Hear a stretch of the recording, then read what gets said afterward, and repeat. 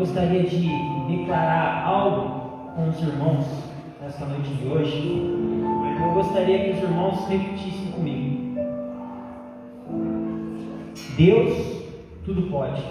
Deus tudo pode. Deus sabe de todas as coisas. Deus sabe de todas as coisas. Deus está em todo lugar. Deus está em todo lugar. Agora eu gostaria que você trouxesse um pouquinho mais para perto. Deus. Meu Deus tudo pode. Meu Deus tudo pode.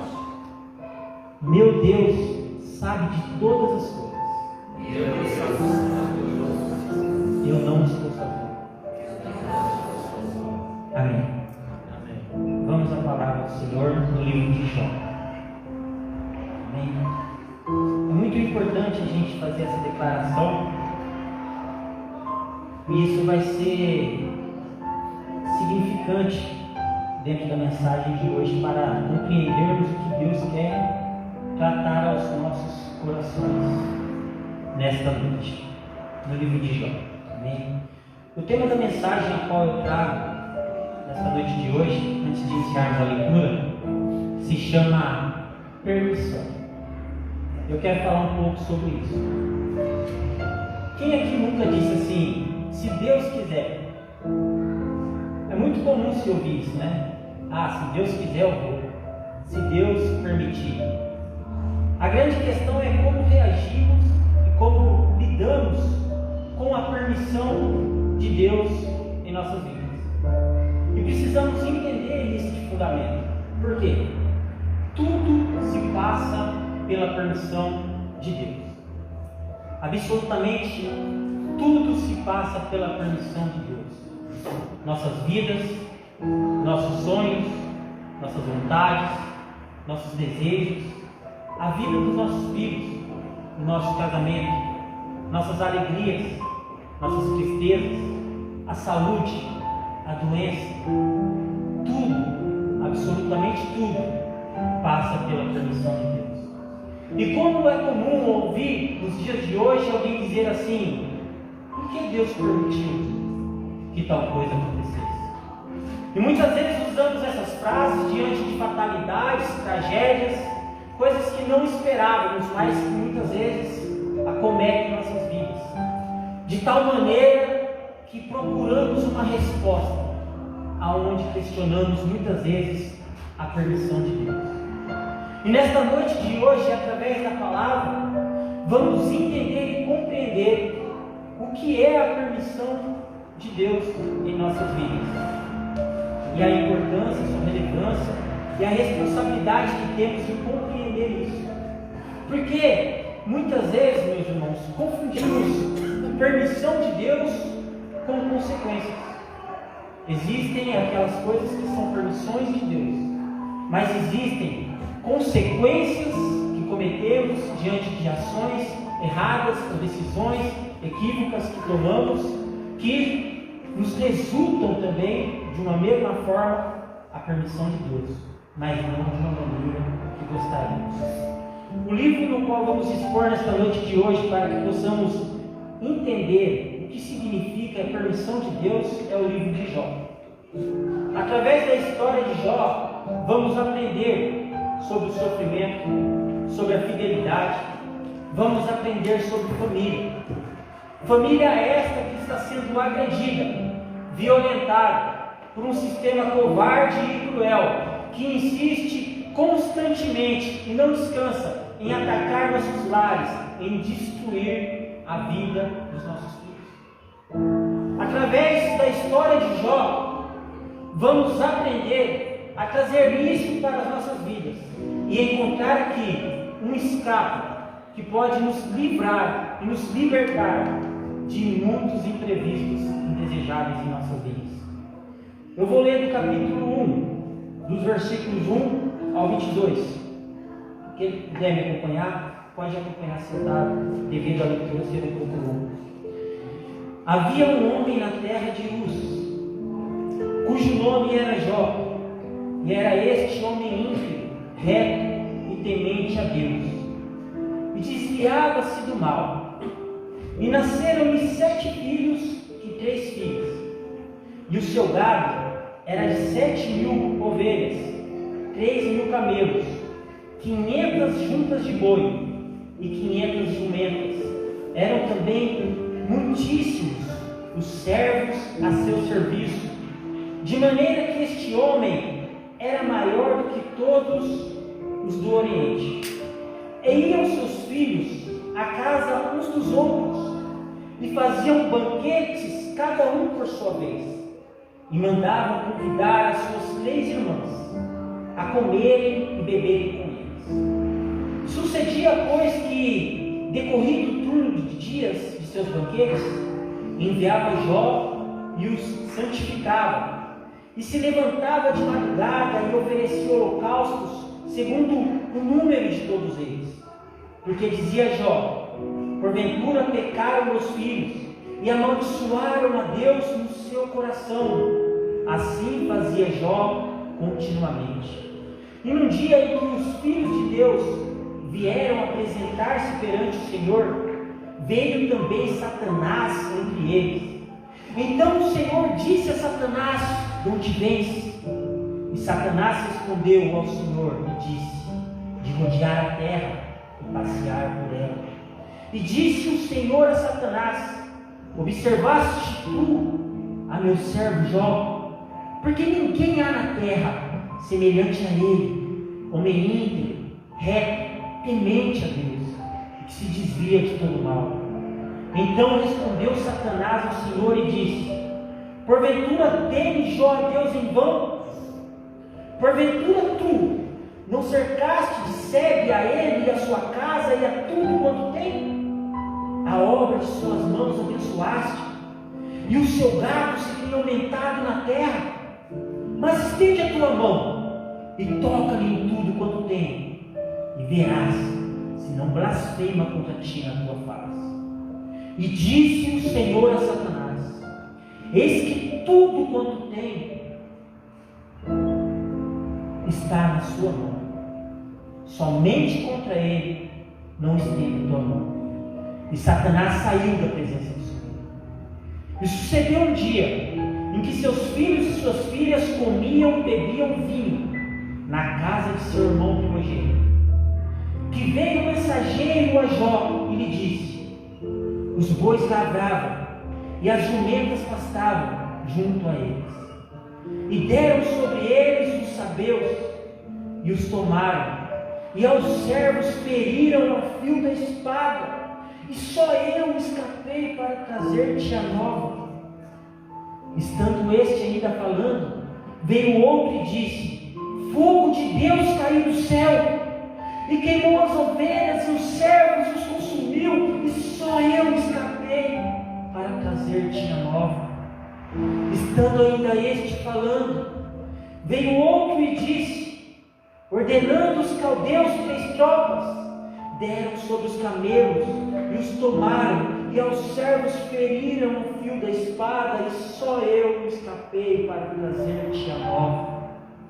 Estando ainda este falando, veio outro e disse: estando teus filhos e tuas filhas comendo e bebendo vinho em casa de seu irmão primogênito, eis que um grande vento sobreveio dali do deserto e deu nos 4 cantos da casa, que caiu sobre os jovens e morreu. E só eu escapei para te trazer-te a nova.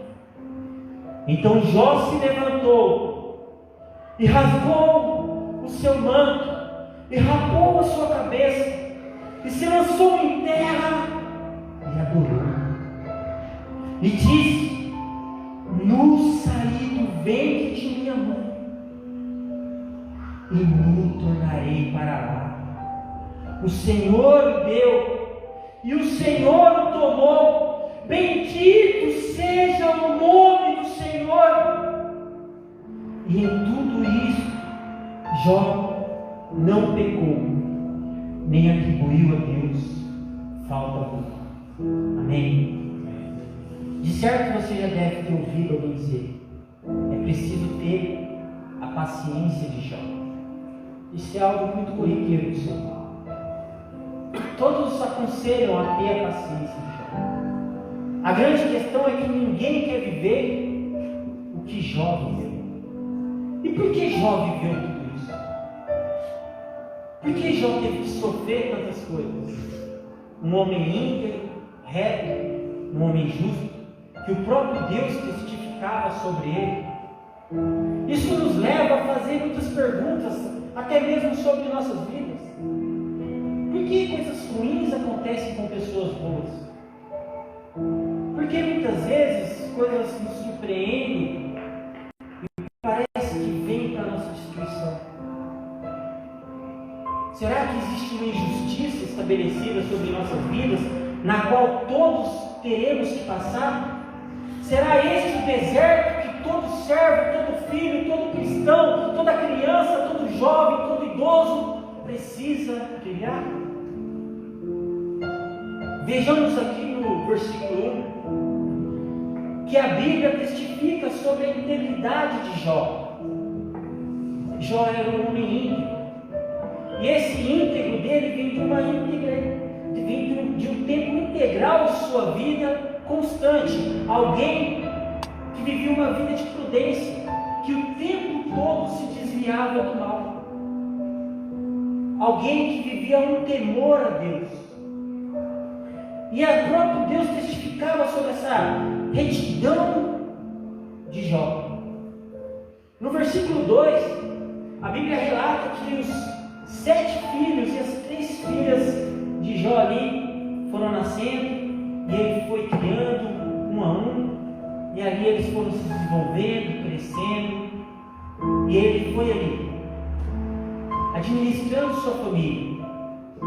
A Bíblia não cita em qual época passa a história de Jó, mas alguns relatos nos levam a deduzir que Jó, pelas suas ações, viveu numa época patriarcal, próximo à época de Abraão, pelos holocaustos, pelos sacrifícios, pela maneira que ele se comportava diante da sua casa, um líder, um sacerdote, um pai responsável.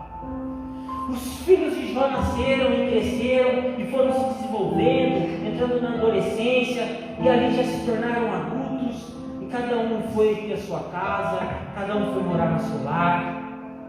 E ali no versículo 3, a Bíblia relata que Jó era um homem muito próspero, abençoado. Havia gados, camelos, ovelhas. Era um homem que progredia, que tinha sucesso em seus negócios. E isso não era por acaso, porque isso vinha da sua integridade, vinha da sua retidão. Era um homem honesto em tudo aquilo que ele fazia e em tudo aquilo que ele praticava. E os filhos de Jó, e isso é muito interessante, eles mantinham uma união. Apesar de ser uma família grande, 7 filhos e 3 meninas, ninguém ficava de fora. Constantemente eles se reuniam na casa de um ou de outro, faziam um banquete, eles gostavam de comemorar e de festejar, e eles tinham todo cuidado de convidar as suas irmãs. Trazendo para os dias de hoje, o que mais temos visto são lares e famílias desunidas, sem estruturas, irmãos que não conversam com irmãos, irmãs que não são aceitas por irmãos, famílias que estão desestruturadas, famílias que já não compartilham mais de uma mesma mesa, famílias que já não vivem mais em comunhão, famílias que já não têm mais a preocupação de convidar alguém que está esquecido, que já não faz questão de estar reunido ali aos domingos. E como era bom se reunir na casa da avó todos os domingos, com todos os tios, os primos, os filhos, e correr, e brincar, e assistir televisão, e ficar até tarde da noite, jogando conversa fora, muitas vezes sem lembrar dos compromissos do dia seguinte, da segunda-feira, que teria que acordar cedo. Eram ambientes assim que era a casa de Jó, um ambiente agradável, um ambiente unido, um ambiente de comunhão, um ambiente de família. Tudo caminhava bem na vida de Jó. Ele progredia, era próspero em seus negócios, sua família era unida. E a Bíblia que relata, no versículo 5, isso é muito interessante, que Jó, ele tinha uma preocupação com seus filhos. Seus filhos se reuniam, mas ele ficava preocupado, aquela preocupação de pai, de mãe: será que meus filhos estão fazendo alguma coisa de errado? Será que meus filhos não estão ofendendo, desagradando a Deus? Então, diante disso, Jó se levantava de madrugada, muitas vezes preocupado com seus filhos, e oferecia holocaustos, um a um, para os 10. E ali aprendemos uma valiosa lição pela vida de Jó. Jó, ele intercedia pela sua família. Jó, ele se colocava na brecha pelos seus filhos. Jó, ele orava pela sua família. Com medo deles terem cometido um pecado contra Deus, ele se levantava e se sacrificava as suas noites de sono e orava e clamava e pedia perdão pela sua família. Muitas vezes pedimos perdão por nós, pelos nossos erros. Mas quantas vezes não nos damos conta da importância de pedir perdão pela vida daqueles as quais nós temos responsabilidade também? Assim como todo pai, assim como toda mãe, como deve buscar perdão para si, também necessita pedir perdão pela sua família. E isso é um ato constante, diário, de sacrifício, de oferta, de holocausto. Jó, ele fazia isso constantemente. E ali, no versículo 6, a Bíblia vai citar uma reviravolta que aconteceu na vida de Jó, mas no âmbito não aqui terrestre, mas sim espiritual. E aí você vai entender porque muitas coisas acontecem que a gente não entende por que acontecem. Porque muitas lutas não são travadas aqui neste plano, mas estão acontecendo lá. Assim como o corpo de Moisés foi guerreado pelo anjo e pelo próprio inimigo. Anjos estão em guerra, lutando e batalhando pelas nossas vidas neste momento, neste exato momento. Há uma luta pelas nossas vidas, há uma luta pela nossa família, há uma luta pela nossa casa. E não foi diferente da vida de Jó. A Bíblia cita que os filhos de Deus, e algumas traduções bíblicas colocam que são os anjos de Deus, e nós cremos que assim são, se apresentam diante de Deus de toda a soberania e de sua majestade. Só que entre os anjos aparece Satanás. E muitos se perguntam o que Satanás está fazendo no céu. O próprio Satanás veio de lá. Era um anjo que foi expulso, que quis colocar o seu trono acima do trono de Deus. E ao seu regime havia um terço de anjos. Não foi expulso sozinho. Mas por que ele retornou para o céu? Aí você vai entender a permissão de Deus. Tudo é possível quando há a permissão de Deus. E Satanás, na sua atitude de se colocar no meio dos anjos, não foi diferente, assim como foi no paraíso entre Adão e Eva. Quando Deus falava com Adão: olha, comam de todos esses frutos, menos daquela árvore. E Adão vai transmitir e comunicar essa mensagem para sua esposa: olha, Deus disse que podemos comer de tudo, menos daquela árvore.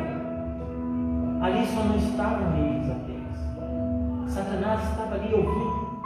E ele usou isso que ele ouviu contra a própria Eva, quando ele tem a oportunidade de se aproximar de Eva e dizer: Eva, é verdade que Deus disse que vocês podem comer de tudo, menos daquilo? Satanás tinha esta informação. E ele estava justamente entre os anjos, procurando informação. Informação para destruir nossas vidas. Deus repara na sua presença. Porque muitas vezes o inimigo pode estar oculto em nossas vidas e nós, com os nossos olhos humanos, não percebemos. Mas nada se passa despercebido dos olhos de Deus. Deus permite sua aproximação. Ele pergunta: de onde vens? E Satanás revela algo que ele pratica nos dias de hoje, ainda, da terra, de andar, de passear, de rodear por ela. Isso nos faz lembrar daquela passagem bíblica onde o Senhor nos explica que Satanás é como um leão, um inimigo que está ao nosso derredor, bradando, procurando uma brecha, uma oportunidade para entrar em nossas vidas. E aí precisamos entender que estamos aqui ao nosso redor, está as mãos e a proteção de Deus. Os anjos de Deus estão ao nosso redor, mas ao nosso derredor Ele continua rodeando, passando, mas não de uma forma pessoal, individual, e sim coletiva. Isso porque você precisa entender que Satanás não tem os atributos de Deus. Deus é o único que é onisciente, onipresente, que sabe de todas as coisas, que está em todos os lugares, o único que é onipotente, que pode todas as coisas. São atributos incomunicáveis de Deus, que são pessoais, intransferíveis de Deus. Satanás não possui esses atributos de Deus. Então, de uma forma coletiva, ele rodeia e passeia pela terra, procurando alguém que lhe dê a oportunidade, que lhe dê permissão para que ele possa entrar em sua vida. E por que permissão? Porque se Deus não permitir, Ele não pode tocar. E há duas maneiras de Deus permitidas para mim nesse assunto de hoje. Quando o justo sofre, e se você é uma pessoa íntegra, reta, que tem feito tudo certo na sua vida e vivido uma vida de justiça, você pode se considerar uma pessoa assim. Você conhece o caráter e Deus te conhece muito bem. Quando você passa por um sofrimento dentro dessas condições, dessas características, todo sofrimento que se dá em sua vida, ele vem com um propósito. Mas quando o seu sofrimento se dá por uma ação errada sua, por um pecado cometido sem arrependimento, por uma iniquidade que você insiste em alimentar em sua vida, Deus permite do mesmo jeito, mas sem propósito. Isso nos leva a entender que há dois tipos de sofrimento. Um sofrimento que se dá pelo propósito, para o nosso benefício, para o nosso crescimento, nosso amadurecimento, e um sofrimento sem propósito nenhum, que não vai fazer sentido nenhum na sua vida. Apenas desgaste, apenas destruição. Então, Satanás, aproveitando essa situação, e ali Deus instiga de certa maneira Satanás, dizendo: olha, já que você estava rodeado pela terra, você vistes ali o meu servo Jó, homem reto, não há outro igual a ele. E isso é interessante, meu irmão, porque Satanás poderia dizer para Deus assim: não conheço, mas é o contrário que conheço e conheço bem. Eu sei da sua vida, conheço os seus filhos, conheço a sua integridade, a sua honestidade, sei que ele é um homem próspero, sei que ele é abençoado em tudo, mas tudo isso só se dá a ele porque o Senhor o abençoa. Satanás então faz uma insinuação que a nossa adoração, a minha e a sua, a nossa adoração é uma adoração corrompida, aonde só adoramos a Deus quando Deus nos entrega algo, como se vivêssemos uma vida de barganha em relação a Deus. É isso que Satanás está questionando a Deus. O homem só te adora porque você o abençoa. Naquele exato momento, Jó precisaria passar por uma provação, e toda a sua vida seria mudada. Você precisa entender que a história de Jó é uma história exemplista, e a exemplo da vida de Jó serve para as nossas vidas. Da mesma maneira que a história de Jó é uma história sacrificial, você vai entender isso lá no final dessa história.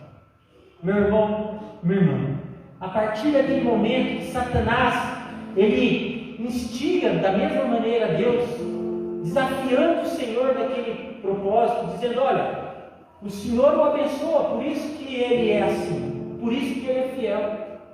Deus então precisa usar Jó numa prova que para muitos de nós seria impossível. Mas entenda uma coisa no detalhe: Deus conhecia Jó. Deus sabe de todas as coisas. Deus sabe que Jó suportaria as aflições, as dificuldades, as adversidades.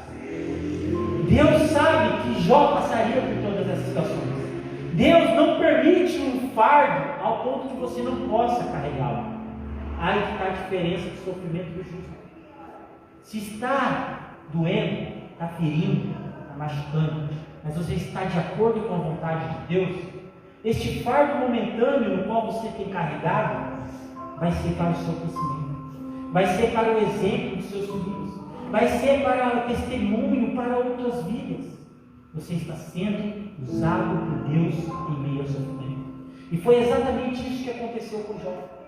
No mesmo instante, Satanás sai da presença do Senhor. Quando Deus devolve-lhe o desafio, dizendo: olha, toca em tudo que ele tem, mas não põe a mão sobre a vida dele. E aqui você vai entender outra lição muito valiosa. Ao contexto da história de Jó. A vida de um homem que está nas mãos de Deus e a vida de um homem que não está nas mãos de Deus. E quantas pessoas conhecemos hoje que não estão nas mãos de Deus? Não porque as mãos de Deus não possam alcançar, mas porque elas resistem em aceitar a graça de Deus em suas vidas. Insistem em viver as suas vidas da sua maneira, não fazem questão da palavra de Deus, não valorizam, não zelam pela palavra de Deus, não querem Deus em suas vidas, apenas em momentos de necessidade. São pessoas que não estão nas mãos de Deus, e se você não está nas mãos de Deus, você está nas mãos do diabo. Não existe um meio termo, não existe um outro lugar para você. E isso vamos aprender através da história de Jó. Uma vida abençoadíssima nas mãos de Deus. Mas agora Deus recolhe sua mão. Deus recolhe sua mão e coloca Jó na mão de Satanás. Como Deus poderia permitir isso? Por que Deus faria isso com Jó? Por que Deus não deixou Jó quietinho? Você lembra do sacrifício? A vida inteira de Jó foi assim. Sacrificando pelos seus filhos, levantando de madrugada. Você vai precisar pagar preço que você vai precisar pagar para que seus filhos não paguem. Você vai precisar pagar por situações que para outras pessoas não pagarem. A vida cristã é uma vida de sacrifício. E foi assim na vida de Jó. Satanás vem naquilo que ele melhor sabe fazer: roubar, matar, destruir. E naquele mesmo instante, no mesmo dia, toda a vida de Jó muda. O homem que era o mais rico do Oriente, respeitado, conceituado entre as multidões, com milhares de gados, de pertences, de bens, próspero, justo, honesto, bem visto por toda a sociedade, com uma família linda, grande, abençoada. De repente começa a chegar as notícias. Os mensageiros. E como é difícil as notícias tristes, não é? O telefone que toca. Quando você chega no seu serviço, não te deixam entrar para trabalhar, não dando você passar no RH. Quando você senta no consultório médico, o médico abre os exames do outro lado e olha para a sua cara e diz que foi comprado algo dos seus exames.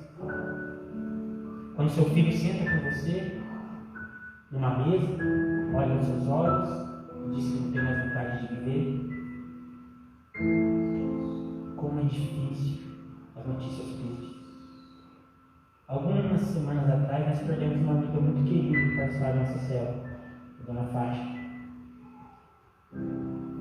E eu lembro que na noite que ela partiu, eu mandei uma mensagem para ela. Às 8h da noite. Ela não respondeu essa mensagem. De madrugada chegou a notícia que ela faleceu. Obrigado, tá, gente? Ela nunca mais vai responder essa mensagem. Como é difícil lidar com todas as notícias tristes. Agora imagina a vida de Jó. Jó, o que aconteceu, Jó? Jó, pelo amor de Deus. Jó, os saldeus invadiram suas terras, pegaram seus gados, mataram seus servos, seus criados, ao fio da espada, um a um. Não sobrou ninguém, somente eu. Não demorando muito, Jó nem se recupera desse choque, já se chega a outro servo dizendo: Jó, desesperado, Jó, fogo caiu do céu, fogo de Deus caiu do céu, e queimou suas ovelhas, seus pastos, queimou seus servos e seus criados. E aqui eu quero fazer uma reflexão sobre essa vida. Foi Deus que mandou o fogo do céu? No mesmo instante chega outro servo: Jó, ventos sopraram dos 4 cantos e bateram com ímpeto contra a sua casa, contra a casa do teu filho primogênito. Teus filhos estavam todos reunidos, a casa desabou e todos morreram. Foi Deus que mandou esse vento? Se não foi Deus que mandou esse vento, se não foi Deus que mandou esse fogo, quem foi? Será que Satanás tem poder suficiente para manipular o vento, para fazer fogo cair do céu? Lembra da permissão de Deus? Tudo é possível quando Deus permite. Mas entenda uma coisa da permissão: da mesma maneira que Deus permite, Deus limita. Deus é o limitador de todas as coisas. E não é diferente em nossas vidas, porque somos seres limitados por um Deus que é o limitador. Da mesma maneira que Satanás é limitado, onde Deus impôs limite, você toca em tudo menos na vida dele. Porque quem está no controle sou eu. Das minhas mãos limite é Deus, que tudo pode, que sabe de todas as coisas e que está em todos os lugares. Mas e agora? O que seria da vida de Jó? Jó, diante de todo esse cenário, ele rasga suas vestes, e ali eles tinham por costume rasgar as vestes, um sinal de tristeza profunda. Ele rasga a sua cabeça, tamanha agonia, tamanha dor, tamanho desespero. Que palavras poderiam ser suficientes para consolar Jó diante de tamanha perda irreparável? Jó, então, em momento algum, ele se queixa dos 10 filhos que morreram no mesmo instante, dos bens que ele perdeu. Pelo contrário, Jó reage com adoração, e ele se curva ao chão e senta nas cinzas, e ele ergue seus olhos para os céus novamente. Bendito seja o nome do Senhor, que me deu, me tomou. Sabe o que Jó compreendeu, que nós precisamos compreender na nossa vida? Que tudo que temos não é nosso, é de Deus. Deus, ele tem o direito de dar e tomar quando bem quiser. Você já parou para pensar que se Deus quisesse, com a palavra dele, ele recolhia agora todo o fôlego de vida que ele soltou sobre nossas vidas e simplesmente cairíamos mortos aqui dentro? É Deus. Deus tem o direito de todas as coisas, e ele compreendeu isso. Só que depois que ele compreendeu essa tristeza, começou a aparecer alguns desafios na vida de Jó. Porque o difícil não é somente passar pelo sofrimento pelo deserto. O difícil é lidar com as situações que acontecem durante o deserto. A falta de fé de pessoas, o julgamento de pessoas, a opinião de outras pessoas. É muito difícil, porque muitos querem aconselhar Jó, querem dizer para Jó o que acontecia, né? O porquê está acontecendo isso. É interessante, meu irmão, porque, preste atenção, Jó, ele, em momento algum, ele pecou. Foi o que a Bíblia diz aqui. Jó não pecou, ele não atribuiu a Deus falta alguma do que aconteceu na vida dele. E às vezes, por muito menos, a gente chuta o balde com tanta facilidade. Quando o carro quebra, por que Deus está fazendo isso? As coisas não estão bem, a gente não está conseguindo arcar com as contas. E às vezes a gente quer sair da igreja, às vezes a gente quer abandonar Deus, às vezes a gente quer criar uma revolta no nosso coração, e muitas vezes não se dá conta que essa revolta vai trazer uma rebelião sobre nossas vidas. A gente quer deixar de ler a Bíblia, às vezes a gente quer deixar de orar por pirraça. Mas Deus não está me abençoando, por que eu vou fazer isso? Quantas vezes viramos as costas para Deus por muito menos do que Jó sofreu? Quantas vezes deixamos de vir na igreja, de buscar a Deus por muito menos do que Jó sofreu? E Jó passou por todas as situações, Senhor. Alguns amigos de Jó se aproximaram de Jó, tentando ali ajudar Jó. Mas antes que isso acontecesse, parecia que Jó continuaria e daria continuidade em sua vida, porque a Bíblia não cita que ele desistiria, que ele ficou desanimado, pelo contrário, só cita que ele não pecou e adorou a Deus. Só que o sofrimento de Jó só estava no começo. É como se fosse aquela frase, às vezes nada está tão ruim que não possa piorar. Isso muitas vezes acontece. E aconteceu na vida de Jó. Porque novamente os anjos se apresentam a Deus e novamente está Satanás entre eles. Ele não desiste. Por isso não podemos desistir da nossa fé. Porque temos um inimigo que está constantemente tentando destruir nossa vida. E ali Deus faz a mesma pergunta. De onde vens? Fazendo a mesma coisa de sempre. Da terra, de rodear, de passar por ela. Você viu lá meu servo Jó? Você me incitou contra ele sem causa. E ele permaneceu fiel.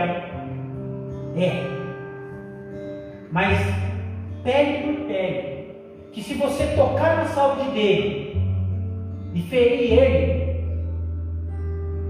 ele vai aproximar com você. É interessante isso, sabe por quê?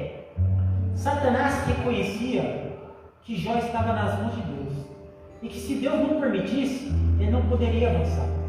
Ele não poderia fazer nada. Tem muita gente que tem medo, né? De trabalho. Às vezes você vai nas igrejas, as pessoas falam assim, fizeram um trabalho contra a sua vida. Fizeram uma macumba para você, colocaram seu nome na boca do sapo, amarraram. Colocaram um dente de alho na sua gaveta. Sei lá quantas macumbas tem por aí. Tem gente que tem medo. Se Deus não permitir, nada vai acontecer. Toda bênção e maldição provém da permissão de Deus. Só que a gente precisa entender porque bênção, porque maldição. Tem gente que fica assustada e muitas vezes é aprisionada mentalmente por causa disso. Não é que a macumba em si faz mal, não há poder nela. É apenas uma vela que seja, é apenas uma galinha preta despenada. É apenas uma farofa. O poder está lá, em Deus. Aquilo só vai ter poder na sua vida se você colocar aqui. Nada mais é do que utensílios. Poder é Deus. Sua vida é de Deus. Permissão, só Deus. É simples assim. Satanás não conhece isso. Tá bom. Toca nele. Mas não me tire a vida. Ele está nas minhas mãos. E é interessante que Satanás, no mesmo instante, começa a ferir Jó com úlceras, feridas do alto da cabeça à planta dos pés, feridas tão profundas de pus que Jó chegava a morder essas feridas de pus para aliviar a dor, a intensidade daquela pulsação da inflamação da sua pele, da sua carne. Aonde ele catava um casco de telha, ele raspava para se coçar, de tamanha aflição daquela situação que ele estava vivendo. E olha que interessante, diante dessa situação, ele não morreu. Ele estava totalmente debilitado. E quem que aparece agora no cenário? A mulher de Jó. Quase nenhum pregador fala sobre a mulher de Jó. Pelo contrário, tem algumas canções que até criticam a mulher de Jó. Mas para pensar um pouquinho na vida da mulher de Jó. Como que é difícil para uma mãe perder 10 filhos no mesmo dia e ver agora o seu marido doente, em chagas, ferido, sem poder ajudá-lo? Você como mulher, que atitude você teria? Aquela mulher diante daquele cenário não teve outra opção a dizer assim, olha, Jó, amaldiçoa este teu Deus e morre. Amaldiçoa este teu Deus e morre. E ele repreende ele de certa forma. Mulher, você está falando como uma doida qualquer. Aceitamos o bem que Deus nos deu e agora não vamos aceitar o mal que Deus nos está dando. A grande questão é que Jó não tinha entendido da onde que ele estava provindo este mal sobre a vida dele. E você precisa entender que Jó não tinha as informações que nós temos hoje. Por que Jó não questionou a perda de seus filhos?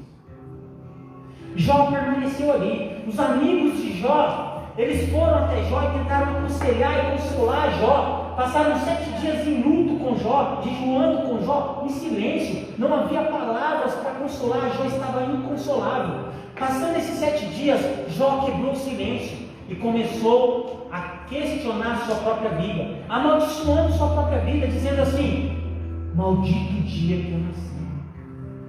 Por que o leite da minha mãe não se secou? Por que eu não morri no seu ventre? Jó ele chega a revelar aqui no versículo 16 do capítulo 2, porque eu não fui como um aborto e morri no silêncio, no oculto, assim eu não existiria como as crianças que não viram a luz.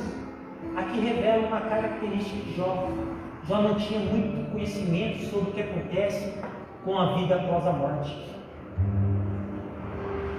Por quê? Por que somos contra o aborto? No aborto é uma vida. Agora você já parou para pensar?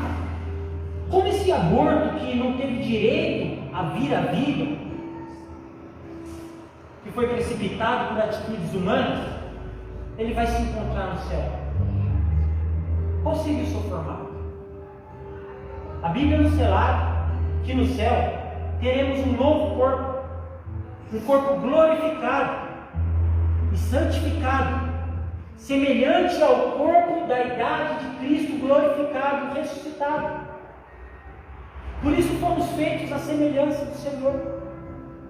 Ou seja, não haverá fetos no céu, mas sim corpos já glorificados. Não haverá pessoas vivendo sua velhice no céu. E fala a verdade, quem já está aí, à beira da terceira idade, quem não gostaria de ser rejuvenescido? De ter todas as suas forças estabelecidas, de ter toda a sua saúde devolvida, de ter todo o seu vigor. É um novo corpo glorificado que receberemos, da mesma maneira que os filhos de Jó receberam um dia. E Jó, diante desse cenário, diante dos questionamentos, porque os seus irmãos, os seus amigos, os 3 que antes estavam ali, ajudando ele, começam a questioná-lo. Olha, você está vivendo isso porque você deve ter pecado. Eles começam a julgar Jó. E assim é na nossa vida, quando algo está dando errado, muitas pessoas começam a nos julgar, dizendo: olha, ele está vivendo isso porque ele deve estar fazendo algo de muito errado. Algo de muito errado ele deve ter cometido em sua vida. Jó, então, diante dessa pressão, diante desses conselhos, desses amigos, ele começa a ficar confuso. Olha só a vida que ele estava levando. E ele começa a questionar o dia que ele nasceu, mas em momento nenhum ele blasfema contra Deus. Ele apenas se culpa. E isso é uma natureza humana. Muitas vezes, quando está tudo dando errado, nós nos culpamos. Não entendemos o propósito do que está acontecendo. E queremos apenas atribuir culpas em nossas vidas. Eu sou assim porque eu sofri desse jeito com a minha família. Eu sou assim porque eu passei isso em casa. Eu fui assim porque eu fui assediado. Eu sou assim porque eu fui abusado. Eu sou assim. Pare de se culpar pelas coisas que aconteceram ruins na sua vida. Deus tem uma nova vida estabelecida para você. Aleluia. É preciso entender isso, de deixar o passado no passado e seguir adiante, rumo à frente, para viver uma nova vida, como uma novidade de vida, como uma nova criatura em Cristo Jesus. Diante de todo esse cenário, Jó não blasfemou contra Deus. Já encerrando, eu vou lá para capítulo 42. E eu quero dizer agora a segunda reviravolta que aconteceu na vida de Jó. Eu quero que você preste muita atenção nisso. Olha só, Deus, ele vê que os amigos de Jó deram maus conselhos para Jó. Por quê? Os amigos de Jó estavam tentando justificar o que estava acontecendo com Jó, como se Deus estivesse dizendo aquilo. E hoje encontramos muitas pessoas assim, ó, Deus me disse, Deus me disse. Cuidado com os Deus me disse que você tem ouvido por aí. Você quer conhecer o Deus me disse? Está aqui, ó. Esse é o Deus me disse. Então, por causa de revelações erradas, de coisas que Deus não disse, e pessoas se apropriam das palavras de Deus, querem profetizar e liberar revelações sobre outras vidas, outras pessoas estão sendo prejudicadas, enganadas, ludibriadas e até mesmo perdendo vida. Por causa de pessoas enganadas que enganam outras pessoas. Os amigos de Jó estavam enganados, tentando justificar o que estava acontecendo na vida de Jó, dizendo: Jó deve ter cometido um pecado muito grave, Jó deve ter abandonado Deus. Eles chegaram a dizer, sabe o quê? Que os filhos de Jó deviam ter cometido um pecado muito grave, por isso que eles morreram. Você sabe o que é isso? É querer confortar a pessoa no meio da dor. Quando a pessoa ela morre, mas ela passa por um sofrimento tão grande, aí você chega na outra pessoa e fala para ela assim: foi melhor ela ter morrido porque ela estava sofrendo. Será que foi mesmo? Mas e qual o propósito de Deus? Qual é o propósito de Deus sobre isso? Jó, ele não deu ouvidos, pelo contrário, ele reconhece a grandeza de Deus. E ele faz vários questionamentos para Deus. Deus, por que eu nasci? Por que você deixou eu morrer? Por que o Senhor não permitiu que você ficasse o leite da minha mãe? Porque o Senhor, maldito foi o dia que eu nasci. E Deus não respondeu Jó, pelo contrário. Deus faz 70 perguntas para Jó, dizendo: Jó, onde você estava? Quando eu criei o mundo, quando eu espalhei as estrelas pelo firmamento da terra, quando eu criei o fogo, quando eu criei a terra, quando eu distribuí os mares, quando eu medi as montanhas, aonde você estava, Jó? Sabe o que é isso, meu irmão? É Deus mostrando sua majestade, sua glória, em meio à dor e em meio ao sofrimento. E é isso que a gente tem que levar em consideração. Quando a gente passa pela dor, pelo sofrimento, muitas vezes a gente esquece de quem Deus é. E agora Deus estava despertando isso na vida de Jó. Jó, olha para mim. Aonde que você estava? Olha quem eu sou, Jó. Você acreditou até agora você vai desistir no último minuto, no último momento? Não, Jó. Aonde você estava, Jó? E Jó entendeu. E reconheceu novamente a grandeza desse Deus. E aí Jó, ele se arrepende dos seus questionamentos, das suas murmurações, e ele diz assim: bem sei eu que tudo podes, e que nenhum dos teus propósitos podem ser impedidos. Quando Jó reconhece a soberania, a majestade, a grandeza de Deus, e ele entende a sua pequenez diante da vontade de Deus, o cenário da vida de Jó muda. E aqui no versículo 10 do capítulo 42, o Senhor vira o cativeiro de Jó, quando orava pelos seus amigos, porque Jó teve que orar pelos seus amigos, porque estavam agindo contra a vontade de Deus.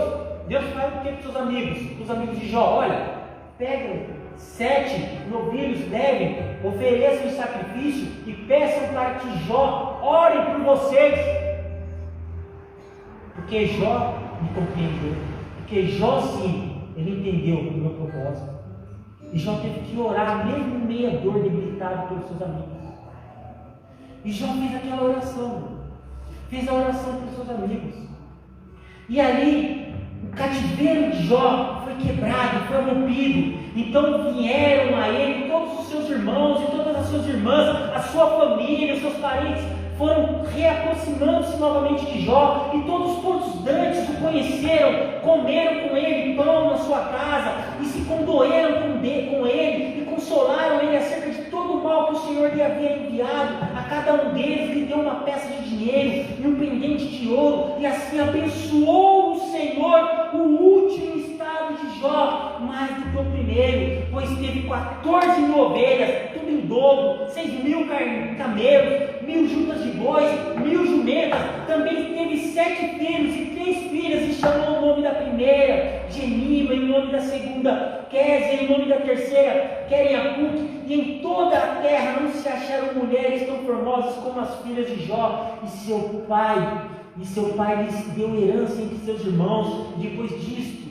viveu Jó 140 anos e viu a seus filhos e aos filhos de seus filhos até a 4ª geração. Então morreu Jó, velho e farto de dias. Deus restituiu Jó. Tem muitas pessoas que escutam a história de Jó e se perguntam, mas e os filhos de Jó? Eles não tiveram culpa nenhuma e morreram. Por que Deus permitiu que Jó perdesse seus filhos? Aí que está a questão da vida de um justo. O justo não perde a vida.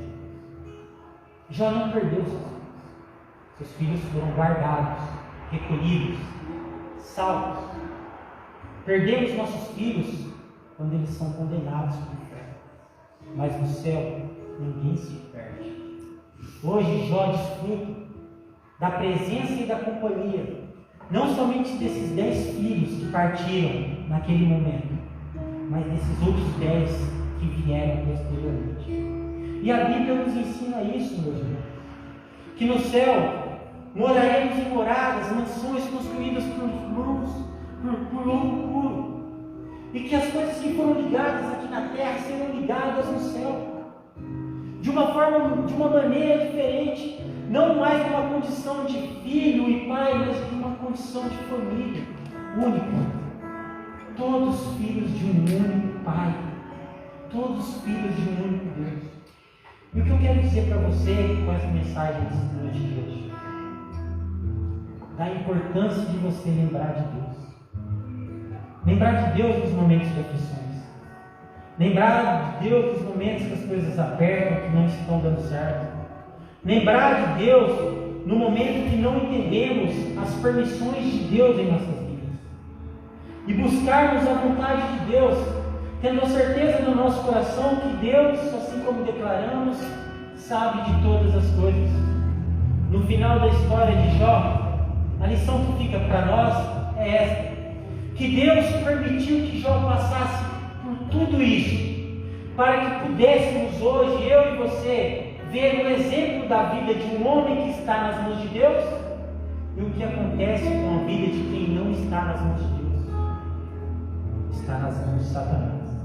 Aprendemos também com a história de Jó que devemos interceder pelas nossas famílias, se impor no meio das brechas contra o pecado, orar, jejuar, sacrificar, sermos intercessores pela vida dos nossos filhos.